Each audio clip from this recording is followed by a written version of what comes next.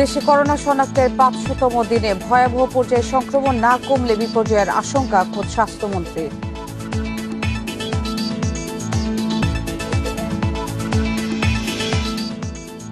Lockdown শিথিলের সুযোগে ঈদ করতে রাজধানী ছাড়ার হিড়িক, সড়কে যানজট, রেল স্টেশন, লঞ্চ টার্মিনালে ভিড়।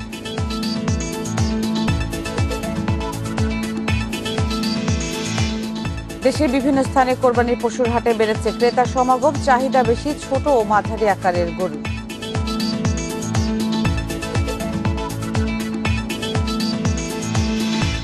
আওয়ামী লীগের একলা চলো নীতির কারণে নিষ্ক্রিয় ১৪ দলীয় জোট, শরিক দলগুলোর মধ্যে অসন্তোষ।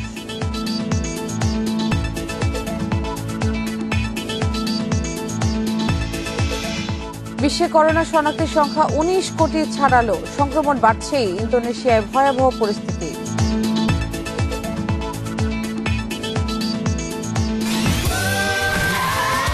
Saudi Extreme. Enjoy smooth speed.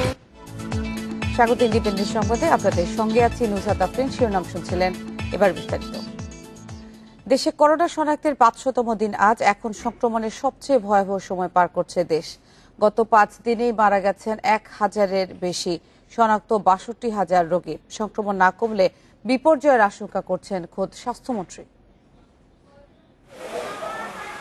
তীব্র শ্বাসকষ্টে আক্রান্ত রোগীকে বাঁচিয়ে রাখা হয়েছে সিলিন্ডারের অক্সিজেনে। করোনা ওয়ার্ডে ঠাঁই হয়নি, তাই বারান্দায় বিছানা পেতে চলছে চিকিৎসা। কুষ্টিয়া জেনারেল হাসপাতালের ২০০ বেডের করোনা ইউনিটে রোগী ভর্তি প্রায় ৩০০ জন। একই অবস্থা দেশের কমপক্ষে ১৫টি হাসপাতালে। বেডের চেয়েও অতিরিক্ত রোগীকে চিকিৎসা দিতে হচ্ছে।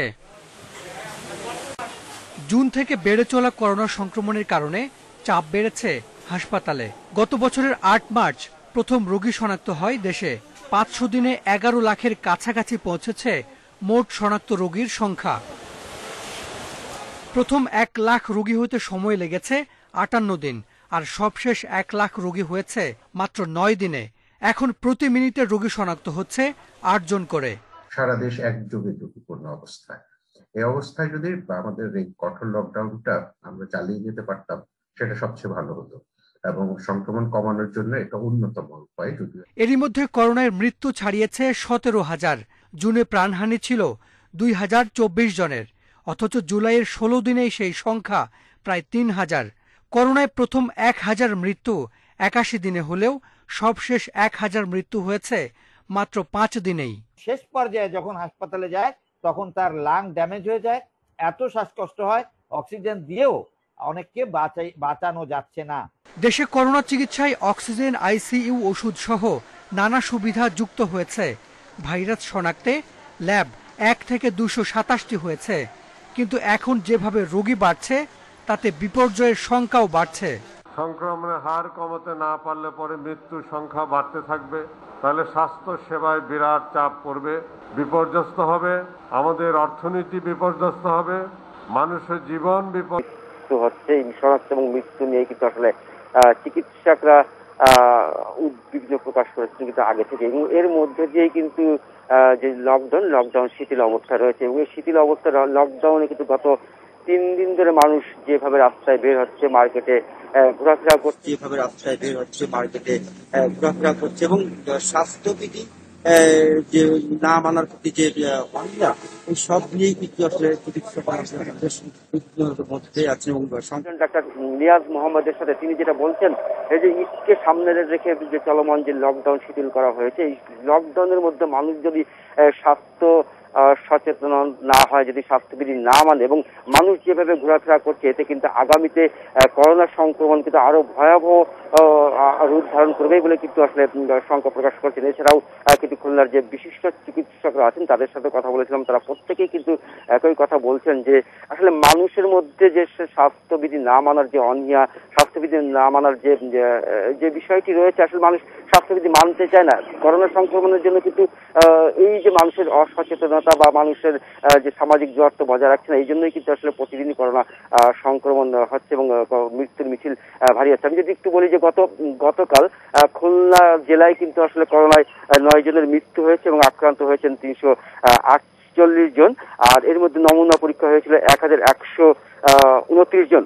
সব মিলিয়ে শনাক্তের হার 30%। অর্থাৎ আমরা যেটা দেখেছি যে খুলনাতে কিন্তু 30% উপরে বা 40% কিন্তু গত প্রায় 1 মাস ধরেই কিন্তু খুলনাতে করোনা সংক্রমণের এই যে হার, এই হার কিন্তু একই অবস্থা। অর্থাৎ কঠোর লকডাউন বলি বা স্বাস্থ্যবিধি মানার যে নির্দেশনা বলি গত মাসের 4 তারিখ থেকে যা শুরু হয়েছিল, এরপরেও কিন্তু আসলে খুলনাতে করোনা সংক্রমণের হার কিন্তু এখনো পর্যন্ত কমেনি, বরং এখনো পর্যন্ত আসলে ঊর্ধ্বগতি পর্যায়ে রয়েছে। অর্থাৎ করোনা সংক্রমণ এখনো পর্যন্ত কিন্তু উদ্বিগ্নজনক পর্যায়ে রয়েছে এবং চিকিৎসকরা কিন্তু বারবার করে বলছেন যে শুধু হাসপাতালের বৃদ্ধি করলেই হবে না, হাসপাতালের শয্যা বৃদ্ধি করলেই হবে না, চিকিৎসার ব্যবস্থার উন্নতি করলেই হবে না।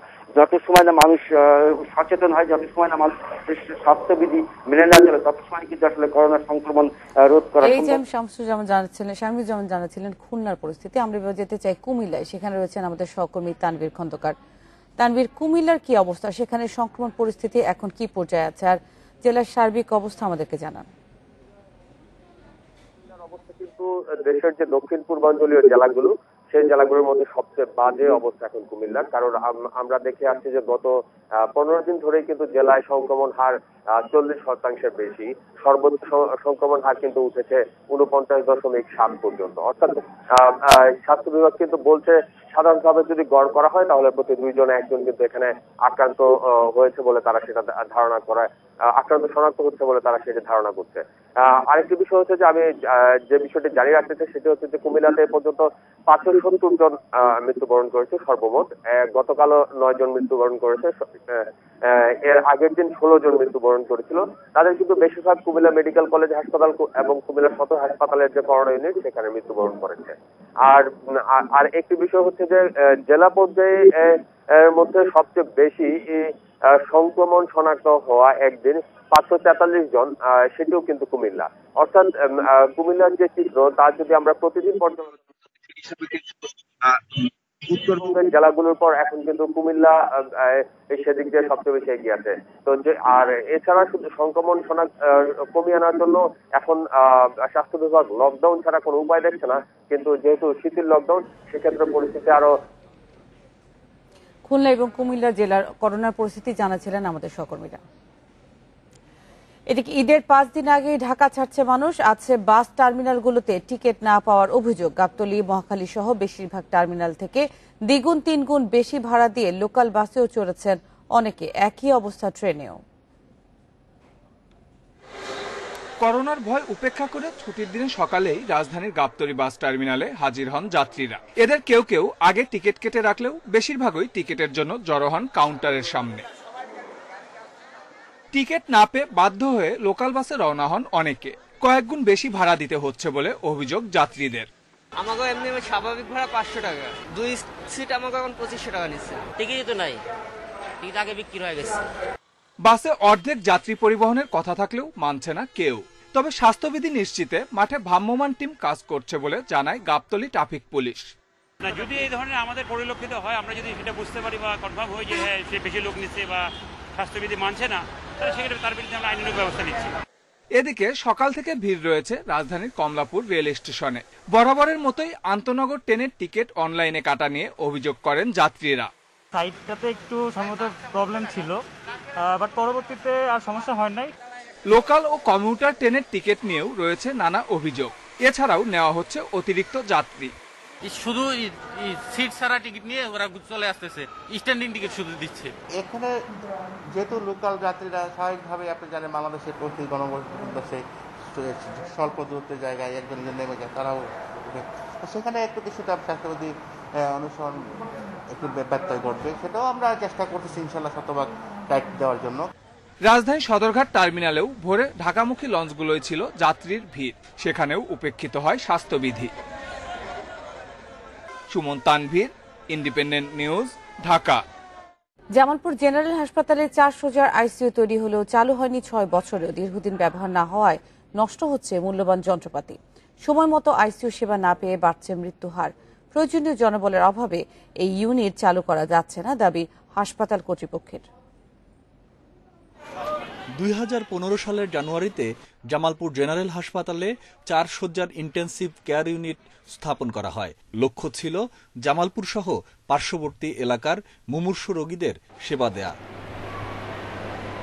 কিন্তু দীর্ঘ 6 বছরেও কার্যক্রম শুরু করতে পারেনি হাসপাতাল কর্তৃপক্ষ।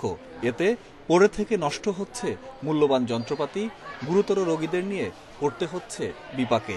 অনেক সময় মুমূর্ষু রোগীদের ময়মনসিংহ কিংবা ঢাকা পাঠানো হলেও অনেকের মৃত্যু হচ্ছে পথেই। স্ট্রোকের ব্যাপার হলেই দ্রুত ময়মনসিংহ বা ঢাকা দৌড়াতে হয়। যদি এখানে আইসিইউটা চালু হয় তাহলে আমাদের জামালপুরবাসী দ্রুত এই সেবা পেতে পারে এবং মৃত্যুর ঝুঁকিটা কম হতে পারে। মায়োকার্ডিয়াল ইনফার্কশন বা হার্ট ব্লক এগুলিতে দ্রুত ব্যবস্থা নেওয়ার তো ব্যবস্থা নাই আর কি। হইতে খুবই উপকৃত হবো আর কি, সময় বাঁচবে, খরচ বাঁচবে, মানুষের দ্রুত ব্যবস্থা না পদক্ষেপ নেওয়া সম্ভব হবে আর কি। করোনার এই দুঃসময়ে দেখা দিয়েছে আইসিইউ সংকট। জামালপুরে এ পর্যন্ত করোনায় মারা গেছেন 70 জন। আইসিইউ সেবা পেলে যাদের অনেকেই বেঁচে যেতেন বলে মনে করেন স্থানীয়রা। আইসিইউকে কার্যকর করা এবং প্রয়োজনীয় জনবল নিয়োগ করে আমাদের এই মৃত্যু এবং শ্বাসকষ্টজনিত যে করোনার যে আক্রান্ত হওয়ার যে রোগী আছে তাদের জন্য সেবা নিশ্চিত করা হয়। আইসিইউ পরিচালনার জন্য প্রয়োজনীয় জনবলের অভাব রয়েছে বলে দাবি সিভিল সার্জনের। তবে দ্রুত এটি চালুর ব্যবস্থা নেওয়ার আশ্বাস তার। 409 জন অ্যানেস্থেশিয়া ডাক্তার রিক্রুট করতেছে, তো সেখান থেকে আমি আশা করি 5-6 জন পাবো, এলে আমরা মোটামুটি এটা পুরোপুরি চালু করতে পারবো আর কি। এখন একটাই ক্রাইসিস আমার ম্যান পাওয়ার। আমরা সরকারের কাছে ডিমান্ড দিচ্ছি 10 জন, তো দেখি কয়জন পাই, ম্যান পাওয়ার পেলে আমরা চালু করব। দ্রুত এই আইসিইউ চালুর দাবি জামালপুরবাসীর। Independent news desk. পুরোদমে বেচাকেনা শুরু না হলেও জমে উঠেছে গাবতলীর স্থায়ী গরুর হাট। শুক্রবার সকাল থেকেই ক্রেতা সমাগম চোখে পড়ার মতো, যদিও দাম বেশি হাঁকছেন ব্যবসায়ীরা। তবে করোনা স্বাস্থ্যবিধি নিয়ে একেবারেই সচেতন নন ক্রেতা বিক্রেতা কেউই, নেই প্রশাসনের নজরদারিও।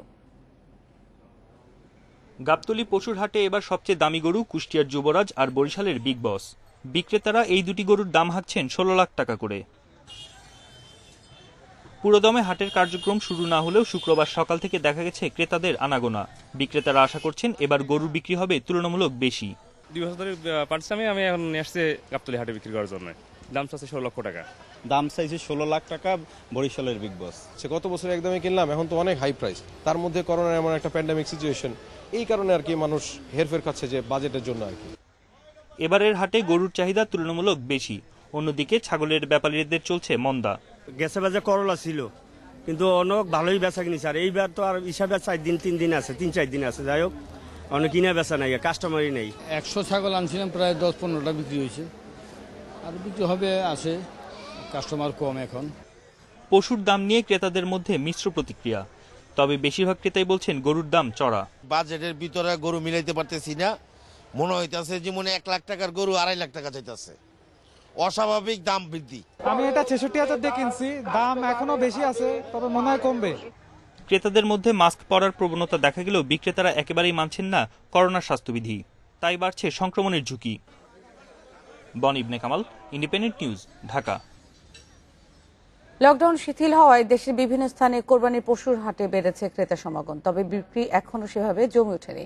কিছুটা দাম কমার অপেক্ষায় ক্রেতারা। জেলা উপজেলা পর্যায়ের হাটগুলোতে চাহিদা বেশি ছোট ও মাঝারি আকারের গরুর। লকডাউন শিথিলের পর ক্রেতা বিক্রেতার সমাগম বেড়েছে জয়পুরহাটের সীমান্ত এলাকার পাঁচবিবি পশুর হাটে। দূর দূরান্ত থেকে আনা হচ্ছে পশু, তবে হাতে গোনা কয়েকদিন থাকলেও এখনো কম দামে ছাড়তে চাইছেন না বিক্রেতারা। 56 দাম চাচ্ছে, বলতেছে 45, 47। বাজার একটু কোনো ভালো। এখানে বিভিন্ন দামেরই গরু আছে, 60-70 হাজার এবং 1 লাখ 1.5 লাখ পর্যন্ত গরুর দাম আছে।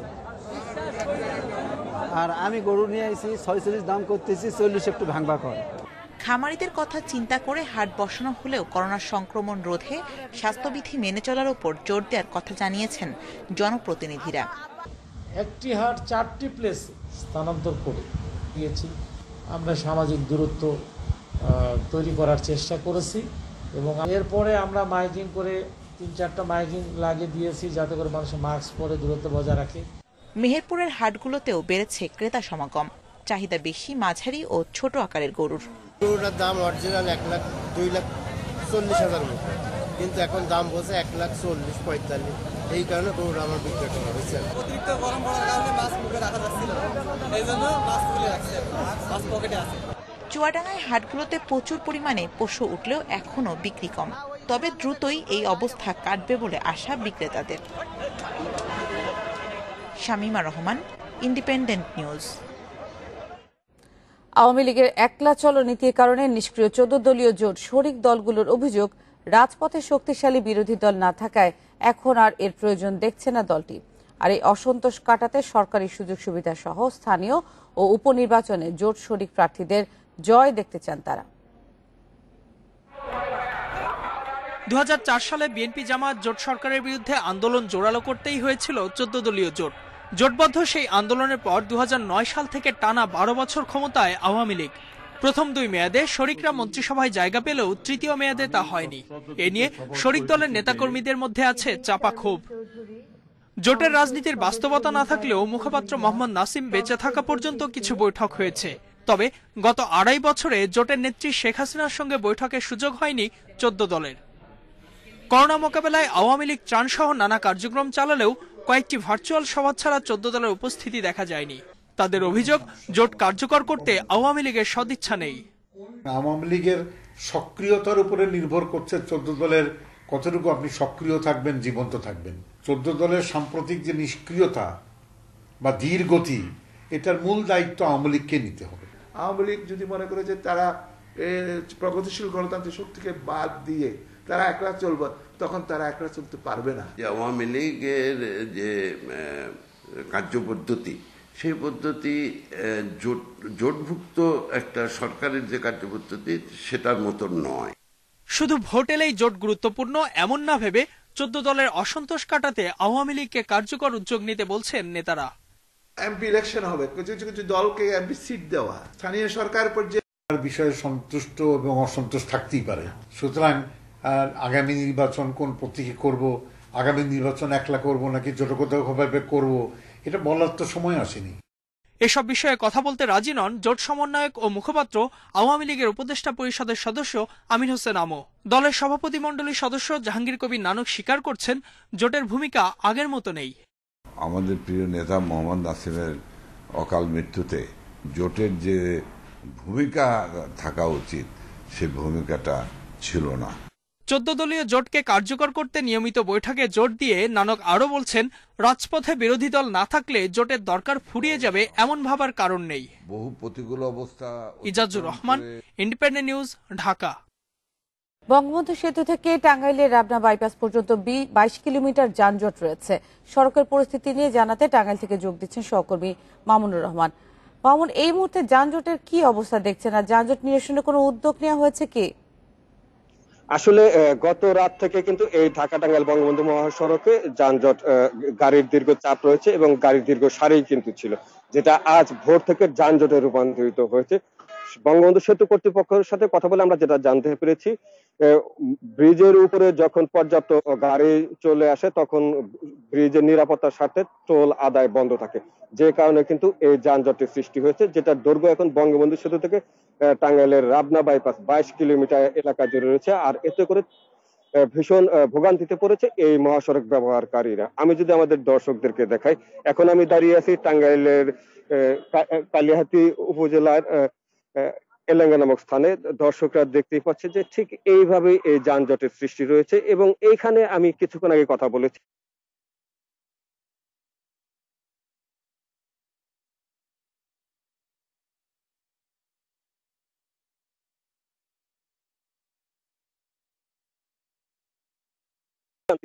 এখানকার লোকজন রয়েছেন। আর পদক্ষেপে যেটা বলছেন যে আসলে এই মহাসড়কে আমরা বিগত সময় দেখেছি যে যানজট হলে পুলিশ যানজট নিয়ন্ত্রণে কাজ করে, কিন্তু এই যানজটের উৎসটা কিন্তু টাঙ্গাইলে না, উৎসটা হচ্ছে সিরাজগঞ্জের ওই পাশে, যে কারণে এইখানকার পুলিশের খুব বেশি কিছু করার নাই, এমনটি কিন্তু ইতিপূর্বে তারা দাবি করেছেন। আমি কিছুক্ষণ আগে কথা বলার চেষ্টা করেছিলাম বঙ্গবন্ধু সেতু পূর্ব থানা অফিসার ইনচার্জের সাথে, তিনি আমাদের সাথে যোগাযোগ করেনি অথবা তার সাথে আমরা কথা বলতে পারিনি। মূলত এই হচ্ছে ঢাকা টাঙ্গাইল বঙ্গবন্ধু সেতু মহাসড়কের তীব্র যানজটের সর্বশেষ পরিস্থিতি।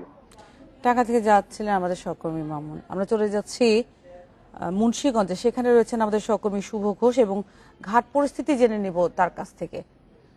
শুভ, আমরা যেটুকু জানি যে লকডাউন শিথিল করার পর থেকে আসলে বাড়িতে যাওয়ার জন্য যে লোকজন ভিড় করছে ঘাটে, সেখানেও আসলে খুব যানজটের তৈরি হয়েছে এবং ফেরিঘাটে অনেক ভিড় পরিলক্ষিত হয়েছে। আপনি যেমনটি গতকালও জানিয়েছিলেন, আজকে সেখানে কি অবস্থা দেখছেন? দেখুন, গতকালকে আমরা যে চিত্র দেখেছি ঈদে বাড়ি ফেরা মানুষের যে উপচে পড়া ভিড়ের, আজকেও কিন্তু তার খুব একটা ভিন্নতা রয়েছে এমনটা কিন্তু বলা চলে না। তবে আজকেও কিন্তু মানুষের উপস্থিতি সকাল থেকে বাড়ছে। আমরা সকাল থেকে ঘাট এলাকার যে লঞ্চ ঘাটে আমরা দেখেছিলাম যে বেলা যত বাড়ছে মানুষের উপস্থিতিও কিন্তু ততই বাড়ছে এবং পুরো ঘাট এলাকায় আমরা ফেরিঘাটগুলোতে যেমনটি দেখেছি যে ফেরিঘাটগুলোতেও কিন্তু যে ব্যক্তিগত যে যানবাহন রয়েছে সেগুলো কিন্তু চাপ বাড়ছে এবং লঞ্চ ঘাটেও কিন্তু এইসব যাত্রীদের চাপও কিন্তু বেলা বাড়ার সাথে সাথে বাড়ছে এবং ফেরিগুলোতে আমরা আগে যেমন মানুষের গাদাগাদি করে যাওয়ার চিত্র আমরা দেখতে পেতাম, এখন কিন্তু আমরা লঞ্চ চালু হওয়ার পর থেকে সেই চিত্রটি কিন্তু আমরা দেখতে পাচ্ছি না। তবে ফেরিতে কিন্তু যানবাহনের যে ভিড় সেটি কিন্তু মানে চোখে পড়ার মতো সেটি বলা চলে। পাশাপাশি শিমুলিয়া ঘাটের যে লঞ্চ ঘাট রয়েছে সেখানে কিন্তু আমরা গতকালকেও দেখেছি যে যাত্রীদের উপচে পড়া ভিড় রয়েছে এবং আজকেও কিন্তু সেই যাত্রীদের ভিড় কিন্তু সকাল থেকে অব্যাহত রয়েছে এবং পুরো ঘাট এলাকা জুড়ে কিন্তু মানুষের উপস্থিতি কিন্তু অনেকটাই চোখে পড়ার মতো এবং যে যেভাবে পারছেন তারা কিন্তু ভিড় ঠেলে লঞ্চগুলোতে জায়গা করে নিচ্ছেন। এবং আপনাকে যদি একটু জানিয়ে রাখি যে লঞ্চ কর্তৃপক্ষ কিন্তু বলেছিলেন যে ধারণ ক্ষমতার 60% অর্থাৎ অর্ধেক যাত্রী নিয়ে লঞ্চগুলো চলাচলের জন্য। তবে আমরা বেশ কয়েকটি যাত্রীর কাছ থেকে যে অভিযোগটি গতকালকেও পেয়েছি এবং আজকেও পেয়েছি, ধারণ ক্ষমতা 2 থেকে 3 গুণ বেশি যাত্রী নিয়ে কিন্তু এই লঞ্চগুলো এই ঘাট দিয়ে চলাচল করছে বলে কিন্তু আমরা অভিযোগ পাচ্ছি। এছাড়াও যদি আরেকটি বিষয় আপনাকে জানিয়ে রাখি যে স্বাভাবিক সময়ে যে ভাড়াটি নেওয়া হতো লঞ্চে তার থেকে কিন্তু দ্বিগুণ ভাড়া এখন আদায় করা হচ্ছে। তো সবকিছু মিলিয়ে যেটি বলা চলে যে গতকালকেও আমরা যে চাপ এই ঘাটে দেখেছি আজকেও কিন্তু সেটি একই রকম ভাবে অব্যাহত আছে এটি বলা চলে এবং বেলা বাড়ার সাথে সাথে এই চাপ আরো বাড়বে বলেও কিন্তু মনে করছে ঘাট কর্তৃপক্ষ। মুন্সিগঞ্জ ফেরিঘাট থেকে জানাচ্ছিলেন আমাদের সহকর্মী শুভ ঘোষ। আনসার আল ইসলামের নেতা ও উগ্রবাদী বক্তা মাহমুদ হাসান গুনবিকে গ্রেফতার করা হয়েছে। র্যাব বলছে দাওয়াতে ইসলামী সংগঠনের আড়ালে জঙ্গিবাদের প্রচার চালাচ্ছিলেন তিনি। মূল উদ্দেশ্য ছিল আনসার আল ইসলামের জন্য সদস্য সংগ্রহ। এছাড়া সংসদ ভবনের সামনে হামলা পরিকল্পনা মামলারও আসামি তিনি। 5 মে জাতীয় সংসদ ভবনের সামনে মাথায় কালো রুমাল বেঁধে পতাকা ও ছুরি নিয়ে হামলার উদ্দেশ্যে আসে আনসার আল ইসলামের সদস্য সাকিব। তবে তার আগেই তাকে আটক করে পুলিশ। তার দেয়া তথ্যে রাজবাড়ী থেকে গ্রেপ্তার হন সংগঠনটির আধ্যাত্মিক নেতা আলী হাসান উসামা। সংসদ ভবনে হামলার পরিকল্পনায় নাম আসে আরেক নেতা গুনবির। সাকিবকে আটকের পর থেকেই পলাতক ছিলেন তিনি। বৃহস্পতিবার তাকে রাজধানীর শাহালী এলাকা থেকে গ্রেপ্তার করে র্যাব। উদ্ধার করা হয় উগ্রবাদী পুস্তক ও লিফলেট। র্যাব বলছে গুনবি ঢাকা, কুমিল্লা, নোয়াখালী, খাগড়াছড়ি, বান্দরবন ও কক্সবাজারের বিভিন্ন মাদ্রাসায় শিক্ষকতার পাশাপাশি ধর্মীয় মতাদর্শের নানা সংগঠনের সঙ্গে যুক্ত। 2014 সালে নিষিদ্ধ জঙ্গি সংগঠন আনসারুল্লাহ বাংলা টিমের নেতা জসিমউদ্দিন রহমানের হাত ধরে ধর্মীয় উগ্রবাদ প্রচার শুরু করেন। নিয়মিত বিভিন্ন ওয়াজ মাহফিল এবং সেই নিয়মিত বিভিন্ন সময়ে বিভিন্ন মাদ্রাসায়, যেটা আমি বলেছি বাংলাদেশের বিভিন্ন মাদ্রাসায় সে এই সংক্রান্ত উগ্রবাদী বক্তব্যের মাধ্যমে অনেককে আমি আবার বলছি অনেককেই সে আনসার ইসলামের মতাদর্শে সে নিয়ে আসতে সক্ষম হয়েছে। র্যাব জানিয়েছে গুনবির বয়ান শুনে অনেকে মুসলমান হয়েছেন। পরে সেসব ব্যক্তিকে জঙ্গিবাদে সম্পৃক্তও করেছেন তিনি। অন্য ধর্ম থেকে নতুন ভাবে যারা যখন আসে তারা কিন্তু ইসলামের জ্ঞানটা তাদের মধ্যে ওইভাবে স্ট্রং থাকে না, তখন তাদের ব্রেন ওয়াশ করার জন্য তারা বিভিন্ন তথ্য সম্মিলিত বা বিভিন্নভাবে তাদেরকে তথ্য দিত এবং তাদেরকে তারা জঙ্গিবাদে জড়ানোর চেষ্টা করত। গুনবির সঙ্গে হেফাজতে ইসলামের সম্পৃক্ততা আছে কিনা তাও খতিয়ে দেখছে RAB. Masudur Rahman, Independent News, Dhaka. Bogura এবার 200 কোটি টাকার পাট কেনা বেচার আশা করা হচ্ছে। প্রাকৃতিক দুর্যোগ না থাকায় লক্ষ্যমাত্রার চেয়ে বেশি উৎপাদন ও গাছের মান ভালো হওয়ায় খুশি কৃষি বিভাগ। পাট চাষ নিয়ে সন্তুষ্ট কৃষকরাও। তবে বর্ষা মৌসুমে এখনো যথেষ্ট বৃষ্টি না হওয়ায় পাট জাগ দেয়া নিয়ে দুশ্চিন্তায় তারা। সরকারি পাটকলগুলোর দৈন্যদশায় কয়েক বছর আগেও পাট চাষে অনীহা ছিল কৃষকদের। তবে নতুন করে বেসরকারি পাটকলগুলো পাট পণ্য তৈরির উদ্যোগ নেয় আবারও আগ্রহ বেড়েছে। জেলার সারিয়াকান্দি, সোনাতলা সহ নিচু এলাকাগুলোতে এবছর ভালো পাট চাষ হয়েছে। প্রাকৃতিক দুর্যোগ না থাকায় এক একটি পাট গাছ লম্বায় 8 থেকে 10 ফিট এবং পুরুষ্ট হয়েছে। গতবার বন্যায় ক্ষতিগ্রস্ত কৃষকেরা তাই এবার সোনালী আসে ক্ষতি পুষিয়ে নেয়ার স্বপ্ন দেখছেন। তবে পানির অভাবে পাট জাগ দেয়া নিয়ে দুশ্চিন্তায় তারা। আগুর পাটের আবাদ অনেক ভালো হয়েছে, নমলা পাটটা একটু দুর্বল আছে। গতবার যেটা ছিল যে আমরা সময় মতো পাটটা কাটতে পারছিলাম না, সময়ের আগে কাটা হয়েছিল। নদীতে পানি নাই, পাট রাখার সমস্যা, পাট বাড়তি হয়ে গেছে। এবার 12,140 হেক্টর জমিতে পাট চাষের লক্ষ্যমাত্রা ছিল কৃষি বিভাগের। সেখানে আবাদ হয়েছে 28 হেক্টর বেশি জমিতে। উৎপাদনের লক্ষ্যমাত্রাও প্রায় 1.5 লাখ মেট্রিক টন। গত বছর যেহেতু পাটের মন ছিল 6,000 টাকা মন প্রতি মন ছিল, যার কারণে কৃষক এবার ঝুঁকে পড়ছে। আর যেহেতু জ্বালানির একটা বড় সংকট এই বাড়ি এলাকাগুলোতে, এই সমস্ত এলাকাগুলোতে, যার কারণে পাটকাঠির একটা বিশাল চাহিদা পূরণ হবে। জ্বালানির অংশ প্লাস হলো আঁশের দাম অনেক বেড়ে গেছে। পাটকল মালিকেরা বলছেন এই অঞ্চলের পাট সুতলি, বস্তা, ব্যাগ এসব পণ্য তৈরিতে বেশি ব্যবহার হয়। চীন সহ বেশ কয়েকটি দেশে রপ্তানিও হয় এই অঞ্চলের পাট। বাইরে অন্যান্য কান্ট্রিতে দেশে যেমন চায়না গেছে গতবার বেশি, যেমন লাস্ট 5,500-6 হাজার টাকা মনে পাট কিনছে, এত পাট চায়না নিয়ে গেছে। তবে আগামী দিনে আশা করতে চায়নার সাথে আমাদের যেরকম ব্যবসা বাণিজ্য যেরকম গত আগেছে, এবছরও আশা করি পাট চায়না নেবে। পাটের আবাদ ভালো হলেও এই এলাকার পাটকলগুলোতে হাতে গোনা 2-1টি পণ্য ছাড়া আর কিছু তৈরি হয় না। নানা ধরনের পণ্য তৈরির উদ্যোগ নিলে কৃষক আরও লাভবান হবে বলে মনে করছেন ব্যবসায়ীরা। আমিরুল লতিফ, ইন্ডিপেন্ডেন্ট নিউজ, বগুড়া। দেশে করোনায় আরও 8,500 মানুষের মৃত্যু হয়েছে। নতুন করে শনাক্ত হয়েছে 5.5 লাখেরও বেশি রোগী। এ নিয়ে বিশ্বে আক্রান্ত ছাড়িয়েছে 19 কোটি, আর মৃত্যু 40,91,000-এরও বেশি। আরও 8,500 মানুষের মৃত্যু হয়েছে। নতুন করে শনাক্ত হয়েছে 5.5 লাখেরও বেশি রোগী। এ নিয়ে বিশ্বে আক্রান্ত ছাড়িয়েছে 19 কোটি, আর মৃত্যু 40,91,000-এরও বেশি। 24 ঘন্টায় সবচেয়ে বেশি প্রাণহানি হয়েছে ব্রাজিলে। দেশটিতে মৃত্যু হয়েছে 1,450 জনের। এ নিয়ে দেশটিতে মৃতের সংখ্যা ছাড়িয়েছে 5,40,000। রাশিয়ায় সংক্রমণ শুরুর পর একদিনে সবচেয়ে বেশি 799 জনের মৃত্যু হয়েছে। নতুন শনাক্ত 25,000-এর বেশি। এশিয়ায় করোনা নতুন হটস্পট ইন্দোনেশিয়ায় একদিনে 1200-এরও বেশি মানুষের মৃত্যু হয়েছে, যা দেশটিতে সংক্রমণ শুরুর পর একদিনে সর্বোচ্চ। প্রায় 6 মাস পর যুক্তরাজ্যে একদিনে সর্বোচ্চ 51,870 জন করোনা রোগী শনাক্ত হয়েছে। নতুন করে দেশটিতে প্রাণ গেছে 49 জনের।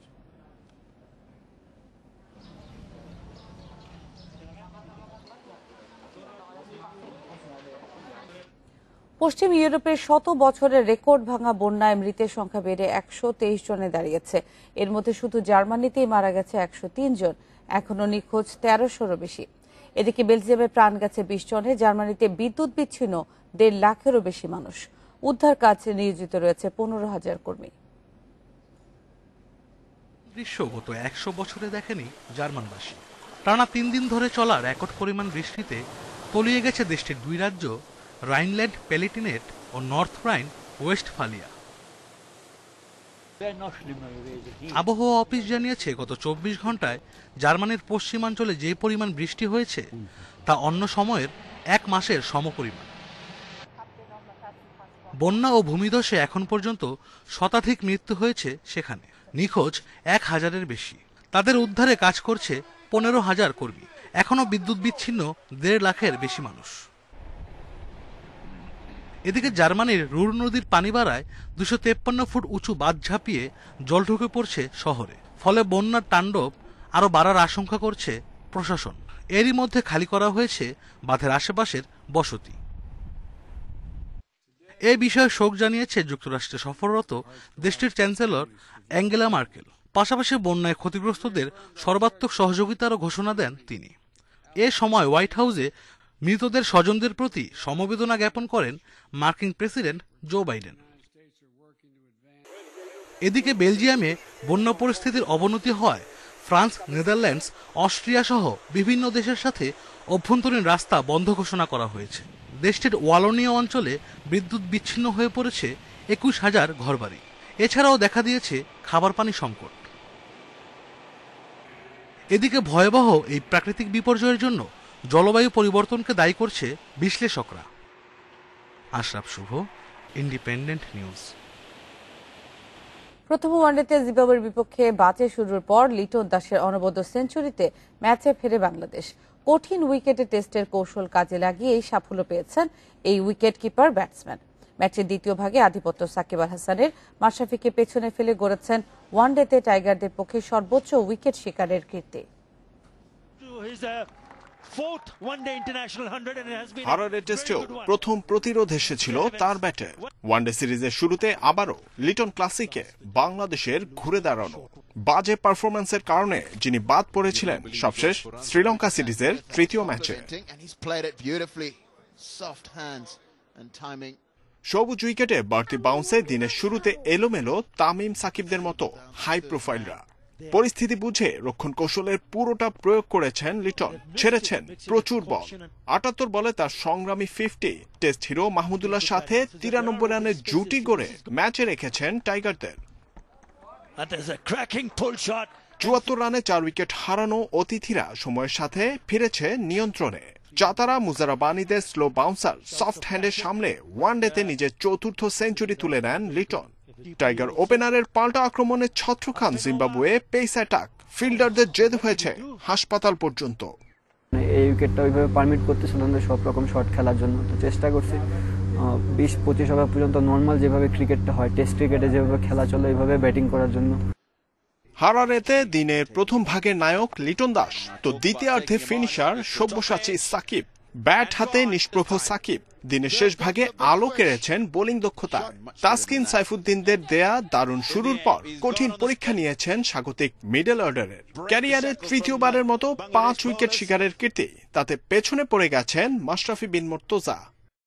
উনি স্পিন উইকেট থেকেও হেল্প পায়, স্পিন না থাকলে উনি হেল্প পায়, কারণ বোলিং এর ভেরিয়েশনটাই এমন।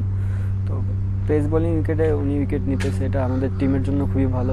213 ম্যাচে 274 ওয়ানডে উইকেট, সব মিলিয়ে 3 সংস্করণে উইকেট শিকারীর তালিকায় এখন সবার উপরে সাকিব আল হাসান। জহিরুল ইসলাম, ইন্ডিপেন্ডেন্ট নিউজ। নটিংহ্যামে সিরিজের প্রথম টি20তে ইংল্যান্ডের বিপক্ষে 31 রানের দাপুটে জয় পেয়েছে পাকিস্তান। লিয়াম লিভিংস্টোনের রেকর্ড গড়া সেঞ্চুরির পরও পাহাড়সম টার্গেট ছুঁতে পারেনি থ্রি লায়ন্স। টস জিতে মর্গ্যানের ফিল্ডিং এর সিদ্ধান্ত সার্থক প্রমাণ করতে পারেনি ইংলিশ বোলাররা। রীতিমতো ধ্বংসযজ্ঞ চালিয়েছে পাক ব্যাটসম্যানরা। ওপেনিংয়ে বাবর আর রিজওয়ান করেন 150 রান। টি20 ফরম্যাটে যে কোনো উইকেটে পাকিস্তানের দ্বিতীয় সর্বোচ্চ জুটি এটি। রিজওয়ান 63 আর বাবর 85-তে ফিরলেও রানের গতি কমেনি। ফখর ও হাফিজের ঝোড়ো ব্যাটিংয়ে 232 রানের পাহাড় গড়ে পাকিস্তান। বড় সংগ্রহ তাড়া করতে নেমে 48 রানে 3 উইকেট হারায় ইংল্যান্ড। তবে এরপর লিভিংস্টোন থ্রি লায়ন্সকে জয়ের আশা দেখায়। টি20তে ইংলিশদের পক্ষে দ্রুততম সেঞ্চুরি রেকর্ড করেন 27 বছর বয়সী এই ব্যাটসম্যান। 42 বলের ইনিংসে 6টি 4 ও 9টি ছক্কা হাঁকান লিভিংস্টোন। তবে অন্যদিকে নিয়মিত উইকেট পড়ায় জয়ের বন্দরে পৌঁছাতে পারেনি ইংল্যান্ড।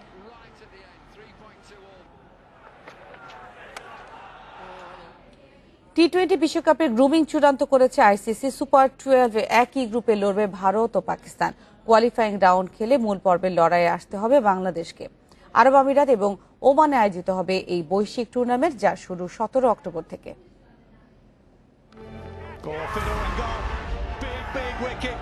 নিউ নর্মাল পরিস্থিতির সঙ্গে মানিয়ে নিয়েছে দলগুলো, যার বড় হাইলাইট সাউদাম্পটনের টেস্ট চ্যাম্পিয়নশিপ ফাইনালের সফল মঞ্চায়ন।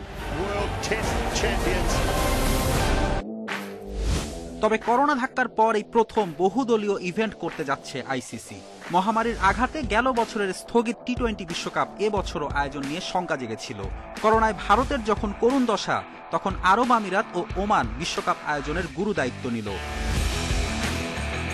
17 অক্টোবর থেকে 14 নভেম্বর টি20 বিশ্বকাপের সময়কাল। প্রথম রাউন্ড ও সুপার 12-এর গ্রুপিং চূড়ান্ত করেছে আইসিসি।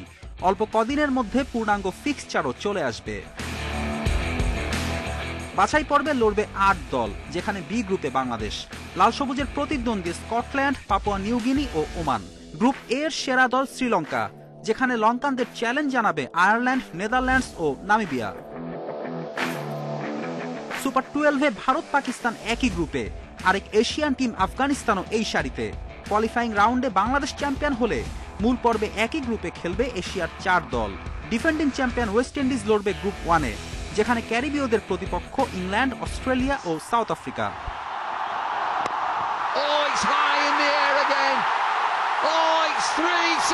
বরাবরই উত্তেজনার পারদ ছড়ায় টি-20 বিশ্বকাপ। করোনা পরবর্তী সময় আইসিসির সবচেয়ে বড় আসরে গ্যালারিতে দর্শক রাখার ভাবনা রয়েছে আয়োজকদের। ফেরদৌস ইসলাম, ইন্ডিপেন্ডেন্ট নিউজ। বহুল উপমায় বিভূষিত তার গুণগাথা। বৈষ্ণব সাহিত্য থেকে শ্রীকৃষ্ণ কীর্তন, লোকগাথা কিংবা রবীন্দ্র কাব্য, প্রকৃতির ধারাপাতে উঠে এসেছে কদমের সুষমা।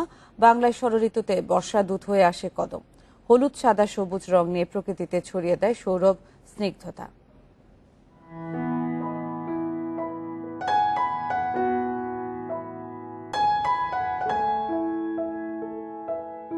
বর্ষার আগমনে বার্তা দেয় কদম।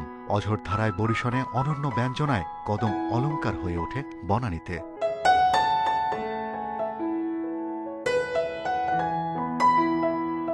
বর্ষায় যেন অনিবার্য এই ফুল। বহু বিখ্যাত কবিতা ও গানে রয়েছে বর্ষাকাল আর কদম ফুলের বন্দনা। প্রিয় ঋতু বর্ষার আগমনে তাই কদম ফুল যেন প্রধান অনুষঙ্গ। আষাঢ়ে শহর গ্রামগঞ্জে বিশাল গাছে ফুটতে শুরু করে কদম। সবুজ পাতার মাঝে হলুদ ফুল, পাপড়ির মাথায় থাকে সাদা রঙের পরাগদণ্ড। বেশ কয়েকদিন ফুটে থাকার পর মলিন হয়ে পড়ে।